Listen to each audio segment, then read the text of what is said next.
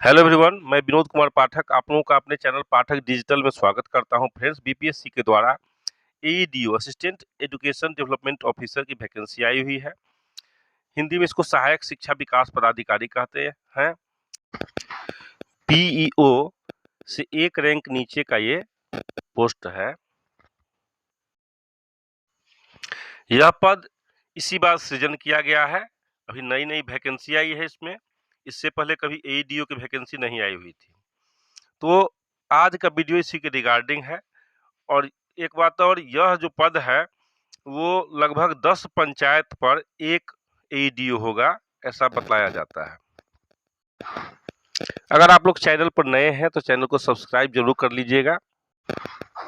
Video अच्छा लगे तो वीडियो को एक लाइक जरूर दीजिएगा और अपने दोस्तों में भी शेयर कीजिएगा ताकि उन तक भी जानकारी पहुंच सके। तो यहाँ पर आप लोगों को एक नोटिफिकेशन दिख रहा होगा बिहार लोक सेवा आयोग का, विज्ञापन संख्या 87/2025। शिक्षा विभाग बिहार के अंतर्गत सहायक शिक्षा विकास पदाधिकारी के कुल 935 रिक्त पदों पर नियुक्ति हेतु सुयोग्य भारतीय उम्मीदवारों से विहित प्रपत्र में ऑनलाइन आवेदन आमंत्रित किए जाते हैं। ऑनलाइन आवेदन भरने हेतु विस्तृत दिशा निर्देश आयोग की वेबसाइट www.bpsc.bihar.gov.in पर प्रदर्शित है।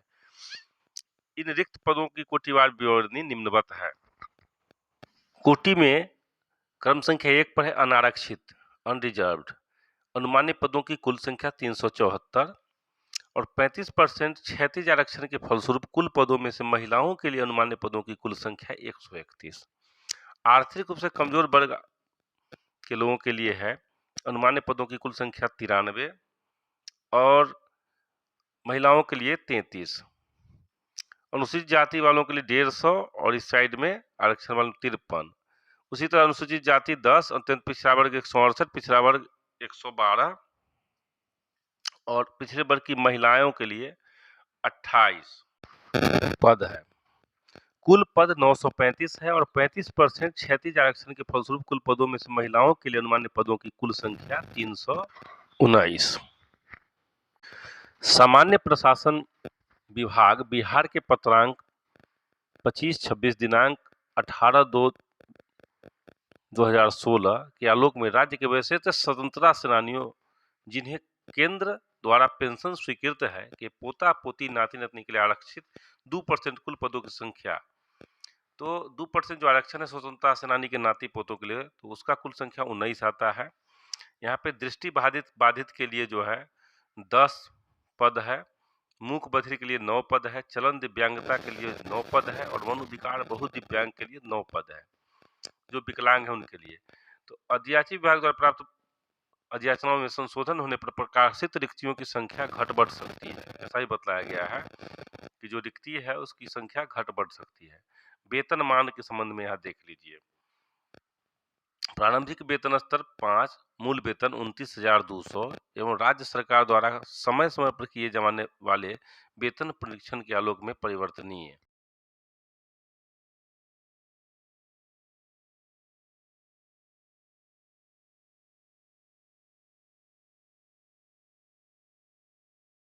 शैक्षणिक योग्यता किसी मान्यता प्राप्त विश्वविद्यालय से स्नातक या समकक्ष होना चाहिए, यानी ग्रेजुएशन वालों के लिए ये वैकेंसी है। उम्र सीमा दिनांक 1/8/2025 को न्यूनतम 21 वर्ष एवं अधिकतम अनारक्षित पुरुष के लिए 37 वर्ष।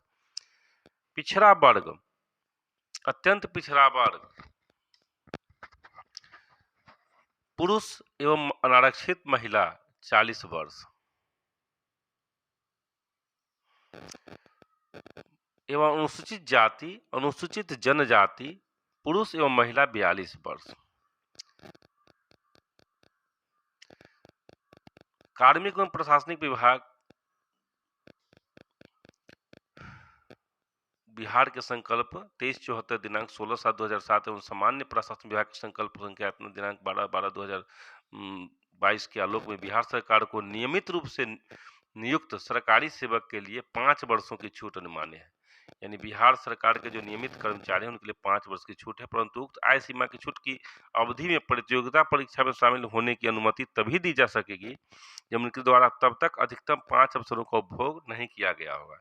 यानी अगर 5 अवसर का 5 चांस वो अगर अप्लाई नहीं किए होंगे पीछे 5 बार अवसर का लाभ नहीं लिए होंगे आरक्षण का, तो ही उनको लाभ दिया जाएगा। बिहार सरकार के सरकारी सेवक को आयु सीमा में छूट का दावा करने की स्थिति में सक्षम प्राधिकारी द्वारा निर्गत प्रमाण पत्र जारी करना अनिवार्य होगा। बिहार सरकार के सरकारी सेवकों को सेवा में आने के उपरांत उनकी पूरी सेवा अवधि में बिहार लोक सेवा आयोग द्वारा आयोजित प्रतियोगिता परीक्षाओं में शामिल होने, परीक्षा में बैठने के लिए अधिकतम कुल 5 अवसर ही अनुमान्य होंगे। दिव्यांगों को 10 वर्ष का छूट दिया जाएगा उम्र सीमा में। सामान्य प्रशासन विभाग के पत्र के आलोक में भूतपूर्व सैनिकों को उम्र सीमा में 3 वर्ष तथा प्रतिरक्षा सेवा में बिताई गई सेवा अवधि के योग के समतुल्य रियायत दी जाएगी, बशर्ते कि उनकी वास्तविक उम्र आवेदन देने की तिथि को 57 वर्ष से अधिक नहीं होना चाहिए। भूतपूर्व सैनिकों को उम्र सीमा में छूट का दावा करने की स्थिति में तत्संबंधी प्रमाण पत्र जमा करना अनिवार्य होगा।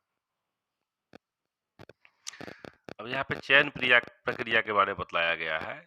विज्ञापन पदों की नियुक्ति हेतु सुयोग्य उम्मीदवारों के चयन के लिए लिखित परीक्षा वस्तुनिष्ठ का आयोजन किया जाएगा। इसमें साक्षात्कार नहीं लिया जाएगा, सिर्फ इसका जो है ऑब्जेक्टिव मार्क जो क्वेश्चन आएगा उसी का आंसर देना है।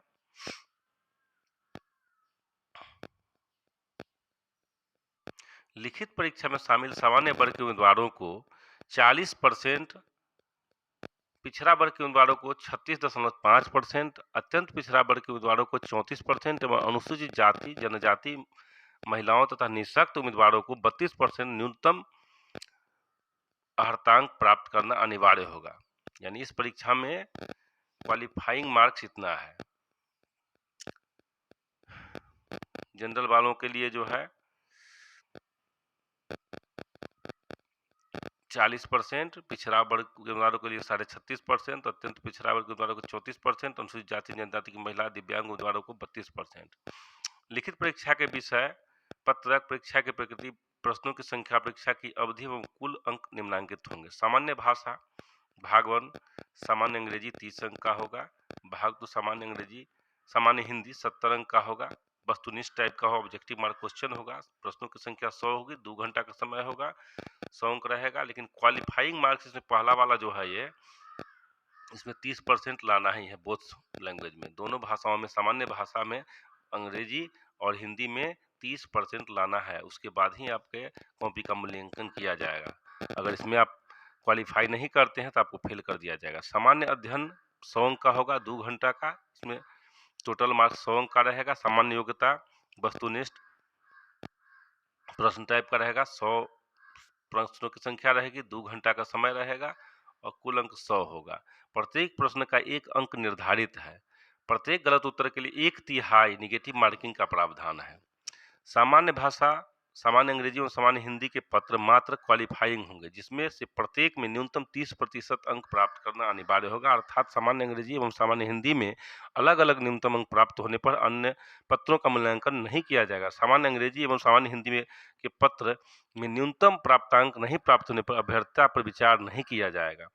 पाठ्यक्रम सामान्य भाषा में सामान्य अंग्रेजी सामान्य हिंदी के प्रश्न इस तरह के होंगे कि अभ्यर्थी की भाषा संबंधी प्रयोग की समझदारी की जांच की जा सके।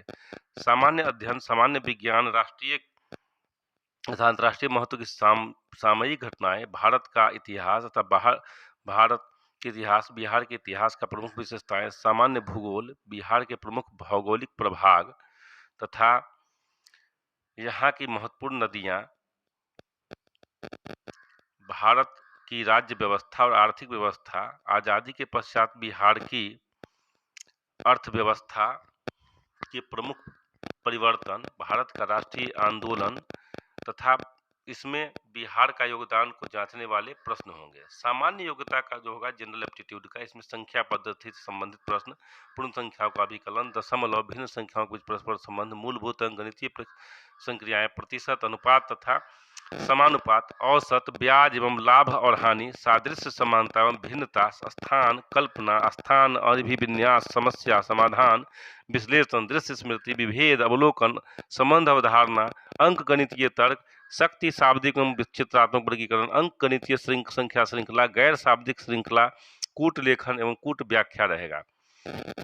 लिखित परीक्षा के उपरांत दस्तावेज सत्यापन आयोजित की जाएगी, जिसमें अभ्यर्थियों को अपने ऑनलाइन आवेदन में किए गए दावा के अनुसार सभी वांछित प्रमाण पत्रों की मूल प्रति के साथ उपस्थित होना अनिवार्य होगा, अन्यथा मेधा सूची में सम्मिलित नहीं किए जाएंगे। अब मेधा सूची के बारे में बतलाया गया है कि लिखित परीक्षा में प्राप्त अंकों के आधार पर आयोग अंतिम चयन हेतु मेधा सूची तैयार करेगा। लिखित परीक्षा में प्राप्तांक समान होने की स्थिति में सामान्य अध्ययन विषय में प्राप्तांक के अनुसार मेधाक्रम निर्धारित होगा। अगर लिखित परीक्षा में सामान्य अध्ययन विषय में भी प्राप्तांक समान होने की स्थिति में उम्र में समानता होने पर देवनागरी लिपि में वर्णमाला के अनुसार नाम वाले उम्मीदवार को वरीयता दी जाएगी अल्फाबेटिकली। इस विज्ञापन के अंतर्गत लिखित परीक्षा हेतु पुनर्मूल्यांकन का कोई प्रावधान नहीं है।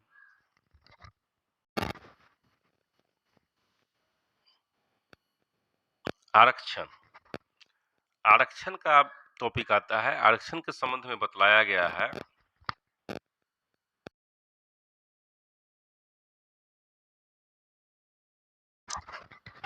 ऑनलाइन आवेदन पत्र में इंगित कॉलम में आरक्षण का दावा नहीं करने पर आरक्षण का लाभ नहीं मिलेगा एवं आरक्षण का लाभ राज्य सरकार के प्रचलित आरक्षण नियमों के अनुसार और राज्य सरकार के सक्षम पदाधिकारी द्वारा निर्गत प्रमाण पत्र के आधार पर ही देय होगा। आरक्षण का लाभ उन्हीं उम्मीदवारों को मिलेगा जिनका स्थायी निवास बिहार राज्य में है, अर्थात जो बिहार के मूल निवासी हैं तथा बिहार राज्य के बाहर के निवासी अभ्यर्थी को आरक्षण का लाभ देय नहीं होगा। आवेदन में दिया गया स्थायी पता ही आरक्षण प्रयोजन के लिए स्थायी निवास अनुमान्य होगा। उक्त आरक्षण के लिए उम्मीदवार को स्थायी आवासीय प्रमाण पत्र प्रस्तुत करना अनिवार्य होगा। अनुसूचित जाति और अनुसूचित जनजाति के उम्मीदवारों को निम्नलिखित प्रमाण पत्र जमा करना अनिवार्य होगा। जाति प्रमाण पत्र, अस्थायी निवास मूल प्रमाण पत्र।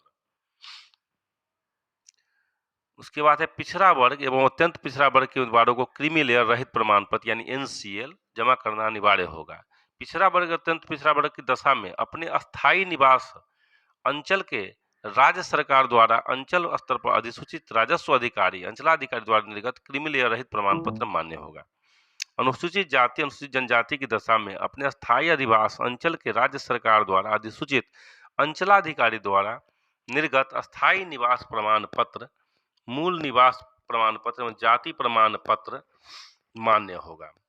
आरक्षण का दावा करने वाली विवाहित महिलाओं का जातीय स्थायी निवास क्रीमी लेयर रहित प्रमाण पत्र उनके पिता के नाम एवं पिता के स्थायी पता से निर्गत होना चाहिए, न कि उनके पति के नाम एवं पता से। यानी जो विवाहित महिला है उनका क्रीमी लेयर रहित प्रमाण पत्र एनसीएल प्रमाण उनके पिता के नाम पिता के स्थायी पता से मायके से बना निर्गत होना चाहिए। सामान्य प्रशासन विभाग बिहार की अधिसूचना के मुताबिक आर्थिक रूप से कमजोर वर्ग के आरक्षण का लाभ बिहार अधिनियम 15/2023 के आलोक में राज्य के मूल निवासियों पुरुष महिला को देय होगा। उक्त पत्रों के आलोक में आर्थिक रूप से कमजोर वर्ग के लिए इस विज्ञापन में वर्णित रिक्ति के अनुसार 10% आरक्षण का लाभ लेने हेतु आर्थिक रूप से कमजोर वर्ग के सदस्य द्वारा प्रस्तुत किया जाने वाला आय एवं परिसंपत्ति प्रमाण पत्र यानी ईडब्ल्यूएस उपयुक्त अधिसूचना के साथ संलग्न सूची प्रपत्र 1 में सक्षम पदाधिकारी द्वारा निर्गत होना चाहिए, अन्यथा आर्थिक रूप से कमजोर वर्ग को देय आरक्षण का लाभ नहीं मिलेगा। यह प्रावधान राज्य में लागू अन्य किसी नियम के द्वारा विभिन्न आरक्षित कोटि के लिए विहित आरक्षण के अतिरिक्त होगी, परंतु राज्य से बाहर के अभ्यर्थी इस नियम के अधीन आरक्षण का लाभ हेतु दावा नहीं करेंगे। विवाहित महिला के पक्ष में आय एवं परिसंपत्ति प्रमाण पत्र अभ्यर्थी के पति के साथ रहने की स्थिति में उनके पति के स्थायी निवास से निर्गत होगा, परंतु इस विवाहित महिला को अपने पिता के अस्थायी निवास के आधार पर निर्गत आवास प्रमाण पत्र प्रस्तुत करना आवश्यक होगा, जिससे स्पष्ट हो जाए कि विवेचित विवाहित महिला बिहार राज्य की मूल निवासी है। आय एवं परिसंपत्ति प्रमाण पत्र ईडब्ल्यूएस निर्गत होने की तिथि से अगले 1 वर्षों के लिए मान्य होगा। आरक्षित कोटि के उम्मीदवार अपनी जाति के अनुरूप पूर्ण रूप से संतुष्ट होने के पश्चात ही आरक्षित कोटि का अंकन ऑनलाइन आवेदन में संबंधित कॉलम में करेंगे एवं ऑनलाइन आवेदन भरते समय उनके पास आरक्षण कोटि के अनुरूप सक्षम प्राधिकारी से निर्गत प्रमाण पत्र उपलब्ध होना अनिवार्य होगा। देखिए अनरिजर्व का यहाँ पे दिखा है, यूआर का कोटि कोड 1 है, अनुसूचित जाति का कोटि कोड 02 है, यहाँ पे अनुसूचित जनजाति यानी एसटी का 3 है, अत्यंत पिछड़ा वर्ग के लिए ईबीसी का 4 है, बीसी का 5 है, बीसी पिछड़े वर्ग की महिला जो है उसके लिए 6 है और आर्थिक रूप से कमजोर वर्ग के लिए कोटि कोड 7 है। दिव्यांगजनों के लिए 4% 36 आरक्षण का प्रावधान है। इसके लिए उनको अपना सर्टिफिकेट बनवा करके रखना होगा सिविल सर्जन के यहाँ से। यहाँ पे बतलाया कि सिविल सर्जन या सीमो से निर्गत अथवा परामर्शित संपुष्ट दिव्यांगता प्रमाण पत्र मान्य होगा। ऐसे सभी उम्मीदवारों को उम्मीदवारी औपबंधिक मानी जाएगी तथा चयन के पूर्व दिव्यांगता संबंधित जांच कराने हेतु आयोग स्वतंत्र रहेगा। दिव्यांगता प्रमाण पत्र संपुष्ट अथवा गलत पाए जाने पर उम्मीदवारी रद्द करते हुए आवश्यक कार्रवाई की जाएगी। बहु दिव्यांगता का दावा करने वाले अभ्यर्थियों के पास दिव्यांगता अधिकार सक्षम प्राधिकार द्वारा निर्गत बहु दिव्यांगता प्रमाण पत्र के प्रति संलग्न करना आवश्यक है अथवा अन्यथा बहु दिव्यांगता आधार पर आरक्षण का लाभ देय नहीं होगा। तो जो भी आप आरक्षण ले रहे हैं तो उसका तो पेपर आपको तैयार रखना ही होगा। इसमें दिया है कि विशिष्ट दिव्यांग अभ्यर्थियों अर्थात 40% से कम दिव्यांगता वाले तथा लिखने में असमर्थ अभ्यर्थियों के लिए श्रुति लेखक एवं अन्य सुविधा का दावा करने की स्थिति में उपयुक्त अधिसूचना के साथ संलग्न अनुसूची 1 में सक्षम प्राधिकार द्वारा निर्गत प्रमाण पत्र एवं अनुसूची 2 में शपथ पत्र संलग्न करना आवश्यक है। जिस दिव्यांग अभ्यर्थी को श्रुति लेखक की आवश्यकता होगी उन्हें ऑनलाइन आवेदन के श्रुति लेखक की आवश्यकता को में यस करना अनिवार्य होगा।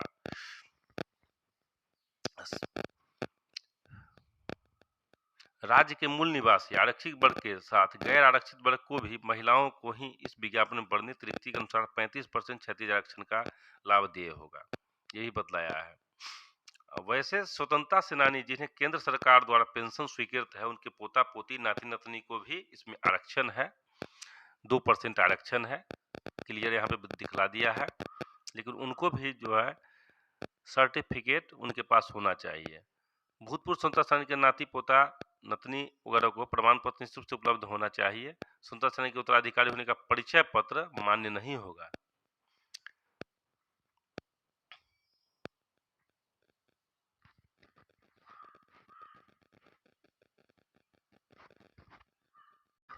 यहाँ बतलाया है कि उपयुक्त आरक्षण संबंधी प्रमाण पत्र आयोग कार्यालय में दस्तावेज सत्यापन के समय मूल रूप से प्रस्तुत नहीं करने पर आरक्षण का लाभ देय नहीं होगा। सभी वांछित प्रमाण पत्र इस विज्ञापित पद हेतु ऑनलाइन आवेदन भरने की अंतिम तिथि 26/9/2025 तक निर्गत होना आवश्यक है, उसके बाद का नहीं लेगा। आवेदन भरने की अंतिम तिथि के पश्चात निर्गत प्रमाण पत्र मान्य नहीं होगा। यदि परिस्थिति के अनुरूप आवेदन भरने की अंतिम तिथि का विस्तार किया जाता है तो उससे अर्हता संबंधी कोई भी अंतिम तिथि विस्तारित अथवा प्रभावित नहीं होगी। ऑनलाइन आवेदन भरने के क्रम में अभ्यर्थियों से कतिपय सूचना सिर्फ डाटाबेस संबंधित संधारित करने हेतु ली जाती है। अगर उक्त सूचना से संबंधित किसी प्रकार का छूट विज्ञापन में अंकित नहीं है तो उसका दावा न तो मान्य होगा और न ही उसका लाभ देय होगा। विज्ञापन में वर्णित सूचना या शर्त जानकारी किसी प्रकार का छूट ही अंतिम रूप से मान्य होगा। आयोग द्वारा दस्तावेज सत्यापन समय मांगे जाने पर अभ्यर्थी को सक्षम प्राधिकार द्वारा निर्गत निम्नलिखित प्रमाण पत्रों की मूल प्रतियां सत्यापन हेतु प्रस्तुत करना अनिवार्य होगा, जिसमें मैट्रिक का प्रमाण पत्र चाहिए जन्म तिथि के साक्ष्य के लिए, स्नातक या समकक्ष का प्रमाण पत्र, स्नातक समकक्ष का अंक पत्र, पिछड़ा वर्ग अत्यंत पिछड़ा वर्ग के उम्मीदवारों के लिए क्रीमी लेयर रहित प्रमाण पत्र एनसी, उम्मीदवार के लिए पिता एवं नाम पता से निर्गत क्रीमी लेयर रहित प्रमाण पत्र, महिला उम्मीदवार के लिए पिता एवं पिता के नाम से और एड्रेस से निर्गत क्रीमी लेयर रहित प्रमाण पत्र चाहिए। अनुसूचित जाति के उम्मीदवार के लिए जाति और निवास अस्थायी निवास प्रमाण पत्र, महिला उम्मीदवारों के लिए पिता के नाम एवं पता से निर्गत जाति और स्थायी निवास प्रमाण पत्र चाहिए। बिहार राज्य के अस्थायी निवासी अनारक्षित वर्ग की महिला उम्मीदवारों के लिए पिता के नाम एवं पता से निर्गत अस्थायी निवास प्रमाण पत्र। आर्थिक रूप से कमजोर वर्ग का दावा करने वाले आवेदक बिहार सरकार की अधिसूचना संख्या के आलोक में विहित प्रपत्र में सक्षम प्राधिकार द्वारा निर्गत सतत संबंधी प्रमाण पत्र आवेदन करते समय प्रमाण पत्र वैध होना चाहिए। स्वतंत्रता सेनानी के पोता पोती नाती का अगर दावा करते हैं तो उसका भी आपको सर्टिफिकेट चाहिए। आयु सीमा में छूट का दावा करने की स्थिति में सक्षम प्राधिकार द्वारा निर्गत प्रमाण पत्र, भूतपूर्व सैनिकों की उम्र सीमा में छूट का दावा करने की स्थिति में संबंधी प्रमाण पत्र, सक्षम प्राधिकार द्वारा निर्गत अनापत्ति प्रमाण पत्र। अगर कोई मतलब मानकर चलिए कहीं केंद्र सरकार या भारत सरकार किसी राज्य सरकार के अधीन किसी पद पर नियुक्ति रहने की स्थिति में सक्षम प्राधिकार द्वारा निर्गत अनापत्ति प्रमाण पत्र, नो ऑब्जेक्शन सर्टिफिकेट देना हो कि आप जहाँ नौकरी करें वहाँ से नो ऑब्जेक्शन सर्टिफिकेट ला के देना। पहचान पत्र एक चाहिए जिस पर फोटो लगा हो, जैसे कि आवेदन में दावा किया हो। हाल ही का खींचा हुआ 4 पासपोर्ट साइज फोटो चाहिए। पहचान पत्र फोटो युक्त होना चाहिए जैसा कि आपने आवेदन में अपलोड किया है। हाल ही का खींचा हुआ 4 पासपोर्ट साइज का फोटो चाहिए। लिखित परीक्षा हेतु भरे गए ऑनलाइन आवेदन का एक प्रति चाहिए। उपयुक्त प्रमाण पत्र दस्तावेज सत्यापन के समय मूल में प्रस्तुत करना अनिवार्य होगा। यदि कोई अभ्यर्थी सत्यापन के समय अपूर्ण त्रुटिपूर्ण प्रमाण पत्र प्रस्तुत करता है तो उसे त्रुटि सुधार का एक अंतिम अवसर दिया जाएगा। यदि निर्दिष्ट अवधि के बाद ये अभ्यर्थी सही प्रमाण पत्र नहीं समर्पित कर पाते हैं तो उपलब्ध साक्ष्य के गुण दोष के आधार पर इस परीक्षा के प्रारंभ से लेकर अब तक के प्रत्येक चरण में उसकी पात्रता की जांच कर तथा सभी चरणों के योग्य एवं सफल पाए जाने पर ही उसे अंतिम रूप से सफल माना जाएगा। यानी कि 1 सप्ताह के अंदर अगर कोई त्रुटि है उनके पेपर में तो अगर उनको समय दिया जाएगा 1 सप्ताह, अगर नहीं देते हैं तो उनका अभ्यर्थता रद्द कर दिया जाएगा। परीक्षा का शुल्क क्या लगने वाला है? नीतीश कुमार जी ने अभी बोल दिया है कि 100 रुपये से ज़्यादा शुल्क नहीं लेना है बिहार में किसी भी परीक्षा में। तो यहाँ पे वही फीस है, प्रत्येक अभ्यर्थी को मात्र 100 रुपया परीक्षा शुल्क जमा किया जाना है। अभ्यर्थियों को परीक्षा शुल्क के अतिरिक्त विभिन्न बैंकों द्वारा निर्धारित चार्ज भी देना होगा। मान लीजिए 10-12 रुपया का चार्ज अगर आता है, जो बैंक चार्ज है वो आपको देना पड़ेगा। वैसे अभ्यर्थी इनको तो ऑनलाइन आवेदन में पहचान पत्र के रूप में आधार संख्या अंकित किया नहीं जाता है, उन्हें बायोमेट्रिक फी के रूप में 200 रुपये अतिरिक्त शुल्क का भुगतान करना होगा। अगर आपने आधार कार्ड का नंबर नहीं डाला है तो बायोमेट्रिक फी आपको 200 देना होगा अलग से।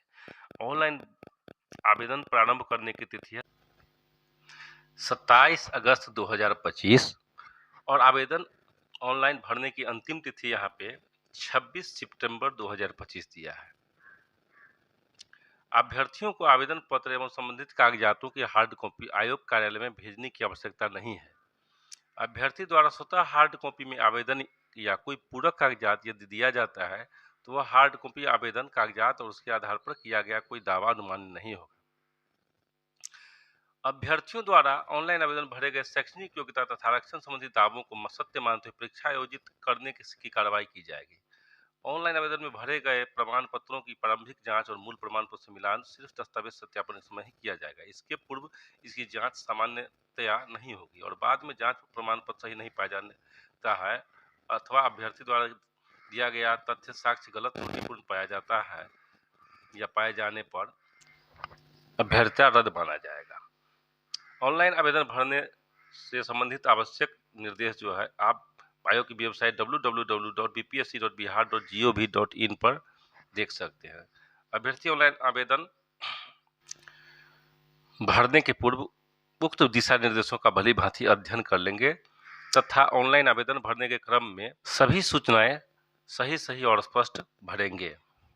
ऑनलाइन आवेदन भरने की प्रक्रिया one time registration OTR BPSC की विभिन्न परीक्षाओं के लिए ऑनलाइन आवेदन करने के लिए बिहार लोक सेवा आयोग की वेबसाइट पर वन टाइम रजिस्ट्रेशन करना अनिवार्य होगा। OTR करने के लिए अभ्यर्थी न्यू ईयर रजिस्ट्रेशन बटन पर क्लिक करेंगे। भविष्य में आयोग द्वारा प्रकाशित होने सभी विज्ञापनों हेतु उक्त OTR ही मान्य होगा। OTR किसी परीक्षा के लिए आवेदन नहीं है, यह केवल आवेदकों से जानकारी एकत्र करने और प्रत्येक आवेदक को अपनी प्रोफाइल बनाए रखने की सुविधा के लिए एक अलग डैशबोर्ड है। OTR करने के लिए वैध सक्रिय ईमेल आईडी और मोबाइल नंबर अनिवार्य है। अपने ईमेल में इनबॉक्स या स्पैम में अपना ईमेल OTP देखें। जो उम्मीदवार बीपीएससी अथवा विज्ञापित किसी परीक्षा के लिए ऑनलाइन आवेदन करना चाहते हैं उन्हें OTR में दिए गए पासवर्ड का ही उपयोग होगा। एक से अधिक OTR पंजीकरण की अनुमति नहीं है, इससे आपका आवेदन अस्वीकृत या रद्द हो सकता है। जिन अभ्यर्थियों ने पूर्व में ऑनलाइन पोर्टल से आवेदन करते समय वन टाइम रजिस्ट्रेशन कराया है वे नए पोर्टल पर नए सिरे से OTR प्रक्रिया पूरी करना सुनिश्चित करेंगे। ऑनलाइन आवेदन के डैशबोर्ड तक पहुंचने के लिए अभ्यर्थी अपने मोबाइल नंबर, ईमेल आईडी एवं अभ्यर्थी द्वारा बनाए गए पासवर्ड जो कि bpsconline.bihar.gov.in कैंडिडेट लॉगिन पर है उस पर लॉगिन करेंगे। OTR के क्रम में भरे गए अभ्यर्थी का नाम, पिता का नाम, माता का नाम, लिंग, आधार संख्या और जन्मतिथि में परिवर्तन और सुधार करने का कोई प्रावधान नहीं होगा। आवेदक को आवेदन करने के लिए आवश्यक दस्तावेज अनिवार्य रूप से अपलोड करने की आवश्यकता होगी जिसे डिजी लॉकर अकाउंट के माध्यम से अपलोड किया जा सकता है। Instruction for DigiLocker account OTR की प्रक्रिया पूर्ण होने के साथ ही डिजी लॉकर का मेरी पहचान पोर्टल खुल जाएगा। जिन अभ्यर्थियों के पास डिजी लॉकर अकाउंट उपलब्ध है वो तो डिजी लॉकर अकाउंट का कंसेंट OMS को देते हुए साइन इन करना होगा। अगर आवेदक के पास डिजी लॉकर का अकाउंट उपलब्ध नहीं है तो न्यू साइन अप करते हुए डिजी लॉकर अकाउंट क्रिएट कर सकते हैं एवं डिजी लॉकर का कंसेंट OMS को देते हुए आगे प्रक्रिया पूर्ण करेंगे। ओएमएस को एक्सेस दी है तो सीधे वहां से उन दस्तावेजों को ओएमएस से लिंक कर सकते हैं। यदि आवेदक डिजी लॉकर के पोर्टल के माध्यम से प्रोसीड नहीं करना चाहते हैं तो ब्राउजर के बैक बटन पर क्लिक करने के उपरांत ऑनलाइन एप्लीकेशन का पोर्टल खुल जाएगा। ऑनलाइन एप्लीकेशन पोर्टल पर लॉगिन क्रेडेंशियल इंटर करते हुए आगे प्रक्रिया पूर्ण करेंगे। प्रोफाइल निर्माण के लिए 6 चरण है। वो इस प्रकार व्यक्तिगत जानकारी, पता संबंधी जानकारी, अन्य जानकारी, योग्यता संबंधी जानकारी, अनुभव संबंधी जानकारी, लास्ट में अपलोड फोटो हस्ताक्षर प्रोफाइल लॉग का है। व्यक्तिगत जानकारी, इस चरण में आवेदक को कुछ अनिवार्य जानकारी भरना होगा, जैसे स्वयं की जाति, श्रेणी, यूआरई, ओबीसी, ईबीसी, एससी वगैरह, खेलों का विवरण, भूतपूर्व सैनिक, एनसीसी कैडेट, सरकारी कर्मचारी संबंधित जानकारी देनी होगी और अंत में आवेदक को सेव बटन पर क्लिक करना होगा। पता संबंधी जानकारी में आवेदक का स्थायी पता भरना होगा, जैसे उसका पता, राज्य, जिला, पिन कोड, फिर आवेदक के पत्राचार का पता देना होगा। यदि अस्थायी पता पत्राचार के पते से समान है तो आवेदक सेव में जगह पर क्लिक कर सकते हैं। अंत में आवेदक को सेव बटन पर क्लिक करना होगा। अन्य जानकारी इस चरण में यदि आपके खिलाफ कोई खिलाफ चल रहा है कोई अपराध, आपत्तिजनक कार्यवाही या सजा का विवरण हो तो उसे भरना होगा। अंत में आवेदक को सेव बटन पर क्लिक करना होगा। योग्यता संबंधी जानकारी, इस चरण में आवेदक को अपनी शैक्षणिक योग्यता का विवरण दर्ज करना होगा। आवेदक कम से कम 10वीं एवं 12वीं से आगे तक जानकारी प्रदान कर सकता है। इस चरण में शैक्षणिक योग्यता ड्रॉप डाउन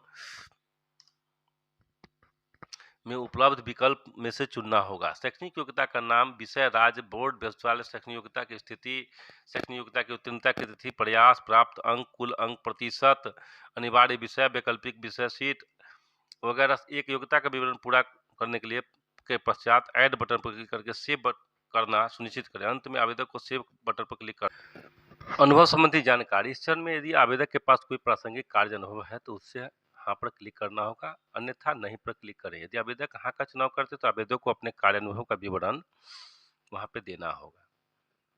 नियोजन का प्रकार, विभाग जहां वो कार्यरत हैं, बिहार सरकार के अंतर्गत संस्थान का नाम, पद नाम, ग्रेड पे, मूल वेतन, किस तिथि से कार्यरत हैं का विवरण अंकित करना होगा। एक कार्य अनुभव का विवरण पूरा भर लेने के पश्चात ऐड बटन क्लिक करके सेव कर देंगे। फिर फोटो एवं हस्ताक्षर एवं प्रोफाइल लॉग, इस चरण में आवेदक को एक वेब कैमरा की आवश्यकता होगी जिससे वो अपना लाइव फोटो कैप्चर करेंगे। उसके बाद आवेदक को एक अंग्रेजी और हिंदी हस्ताक्षर अपलोड करना होगा। हस्ताक्षर फोटो का आकार 20 KB से अधिक नहीं होना चाहिए। विड्थ 150 से 220 पिक्सल के बीच और हाइट 250 से 320 पिक्सल के बीच होनी चाहिए। एवं उसके बाद सेव बटन पर क्लिक करना होगा। अंत में आवेदक को चेक बॉक्स पर क्लिक करके इस बात की पुष्टि करनी होगी कि प्रदान की गई सभी जानकारी सही है। उसके बाद आवेदक सबमिट और लॉक प्रोफाइल पर क्लिक करेंगे। वन टाइम रजिस्ट्रेशन के उपरांत प्रोफाइल के अंतर्गत भरी गई प्रविष्टियों में यदि कोई त्रुटि हो तो अभ्यर्थी अपने प्रोफाइल को अनलॉक करते हुए त्रुटिपूर्ण सूचनाओं को सही करते हुए अपडेट कर सकते हैं। प्रोफाइल क्रिएशन के बाद संबंधित विज्ञापन के अंतर्गत आवेदन सबमिट कर देने के उपरांत आवेदन में अंकित किसी सूचना संशोधन का प्रावधान नहीं है। लॉक प्रोफाइल पर क्लिक करने के बाद प्रोफाइल लॉक होने के बाद ही आवेदक को एक्टिव एडवर्टाइजमेंट की लिस्ट न्यू एडवर्टाइजमेंट टैब के अंदर दिखेंगे। प्रोफाइल लॉक होने के बाद अगर किसी विज्ञापन के लिए अप्लाई कर देते हैं तो उस विज्ञापन में दी गए किसी भी प्रविष्टि में कोई भी सुधार परिवर्तन नहीं होगा। इंस्ट्रक्शन फॉर न्यू एप्लीकेशन, आवेदक का प्रोफाइल क्रिएट होने के बाद न्यू एप्लीकेशन टैब में सारी ऑनगोइंग एक्टिव एडवर्टाइजमेंट दिखेगा।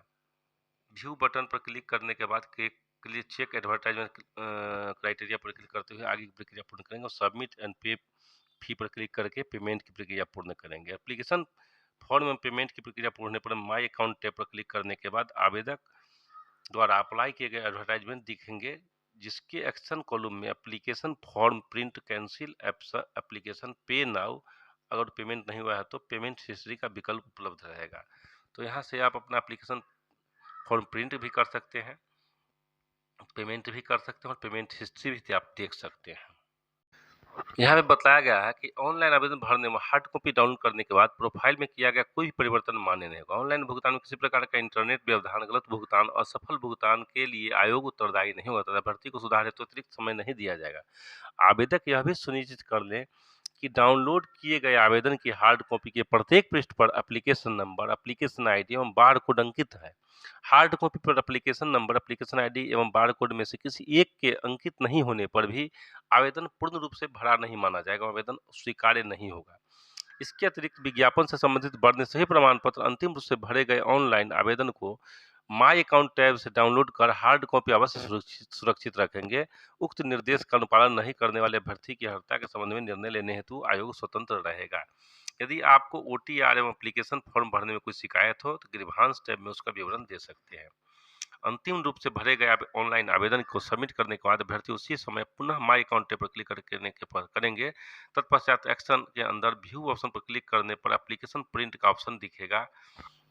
एक और आवश्यक जानकारी दिया गया है कि यदि किसी आवेदक को एप्लीकेशन फॉर्म भरने में कोई प्रकार का गलती हो जाता है तो वो अपने एप्लीकेशन फॉर्म को कैंसिल करके फिर से नया एप्लीकेशन फॉर्म भर सकते हैं, लेकिन कैंसिल करने के उपरांत उन्होंने जो फी पेमेंट किया था वो वापस नहीं होगा। इसलिए अपना जो आप एंट्री कर रहे हैं फॉर्म में उसको देख लेंगे, जन्म तिथि, नाम वगैरह, कोटि जो भी आपका है वो सब जब सही रहे, ईमेल आईडी, मोबाइल नंबर, तभी आप सारा विकल्प जब सही हो, रिव्यू देख करके ही आप सही से तब पेमेंट कीजिएगा।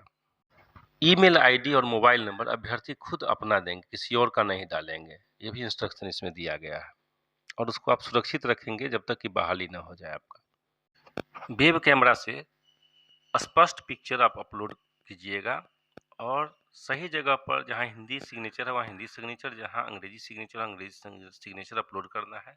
जो पिक्चर आप अपलोड कीजिएगा अपना, उसका 4 प्रति आप अपने पास सुरक्षित रख लीजिएगा। अगर कोई अभ्यर्थी फॉर्म भरते समय पेमेंट नहीं करना चाहते हैं, शुल्क भुगतान नहीं करना चाहते हैं, तो शुल्क भुगतान का जो अंतिम तिथि है उस समय तक शुल्क का भुगतान कर सकते हैं। यदि किसी आवेदक को अपना पासवर्ड चेंज करना है तो आवेदक माई अकाउंट टैब में उपलब्ध विकल्प से कर सकते हैं। यदि आवेदक को उस समय परीक्षा शुल्क जमा नहीं करना चाहता है तो आवेदक शुल्क आवेदन करने की अंतिम तिथि तक जमा कर सकते हैं। उस समय आवेदक को माई अकाउंट टैब में जाना होगा, फिर टैब से में शुल्क जमा करने का विकल्प है। ऑनलाइन आवेदन भरने व हार्ड कॉपी डाउनलोड करने के बाद प्रोफाइल में किया गया कोई भी परिवर्तन मान्य नहीं होगा। ऑनलाइन भुगतान में किसी प्रकार का इंटरनेट व्यवधान, गलत भुगतान, असफल भुगतान के लिए आयोग उत्तरदायी नहीं होगा तथा अभ्यर्थी को सुधार हेतु अतिरिक्त समय नहीं दिया जाएगा। आवेदक यह भी सुनिश्चित कर लें कि डाउनलोड किए गए आवेदन की हार्ड कॉपी प्रत्येक पृष्ठ पर एप्लीकेशन नंबर, एप्लीकेशन आईडी और बारकोड अंकित रहना चाहिए। यहाँ पे स्पष्ट रूप से दिया गया है कि आवेदक द्वारा ऑनलाइन आवेदन भरने मात्र से ही उनकी अभ्यर्थता सुनिश्चित नहीं मानी जाएगी। अभ्यर्थियों को अर्हता के संबंध में अभ्यर्थियों द्वारा प्रस्तुत कागजातों के आधार पर अंतिम निर्णय लिया जाएगा। शैक्षणिक योग्यता संबंधी प्रमाण पत्र वही मान्य होंगे जिनका उल्लेख उम्मीदवार ने अपने मूल आवेदन पत्र में किया है। इस विज्ञापन से संबंधित सभी सूचनाएं आयोग की वेबसाइट www.bpsc.bihar.gov.in पर प्रकाशित की जाएगी। समाचार पत्रों में अलग से प्रकाशन अपेक्षित नहीं होगा। उपयुक्त विज्ञापन से संबंधित ऑनलाइन आवेदन भरने हेतु विस्तृत दिशा निर्देश आयोग की वेबसाइट www.bpsc.bihar.gov.in पर प्रदर्शित है। इस विज्ञापन के लिए निर्धारित ऑनलाइन आवेदन से अलग मुद्रित, टंकित, हस्तलिखित आवेदन स्वीकार नहीं किए जाएंगे। साथ ही अपूर्ण, अस्पष्ट, अहस्ताक्षरित तथा विलंब से प्राप्त आवेदन पत्र अस्वीकृत कर दिए जाएंगे तथा परीक्षा शुल्क भुगतान किसी परिस्थिति में वापस नहीं किया जाएगा। आवेदक द्वारा ऑनलाइन आवेदन में सभी प्रविष्टियां सावधानी से भरी जाए। भविष्य में किसी प्रकार का परिवर्तन, सुधार मान्य नहीं होगा। किसी प्रकार की त्रुटि हेतु आयोग उत्तरदायी नहीं होगा एवं कोई भी प्रतिकूल परिणाम हेतु आवेदक स्वयं जिम्मेवार होंगे। परीक्षा नियंत्रक, बिहार लोक सेवा आयोग। यानी कि स्पष्ट रूप से बतला दिया गया है कि अगर आप कोई गलती करते हैं तो सुधार का कोई गुंजाइश इसमें नहीं है। तो आप लोग सही से सारी प्रविष्टि को देख करके जहां जो भरना है सही भरिएगा, क्योंकि एक बार गलती करने के बाद आपका फी वापस नहीं किया जाएगा। इसके लिए आप लोग सही से सारा फॉर्म फिल कर लीजिएगा समय रहते। तो स्नातक पास वालों के लिए यह बहुत ही अच्छा अवसर है ऑफिसर बनने का, क्योंकि आप अगर किसी कारण से शिक्षक नहीं बन पाए हैं, ट्रेंड नहीं है, तो आप ऑफिसर, सहायक शिक्षा विकास पदाधिकारी बन सकते हैं। ये मौका सरकार ने दिया है, इसका लाभ उठाइए। वीडियो में अंत तक बने रहने के लिए धन्यवाद। आपका दिन शुभ हो।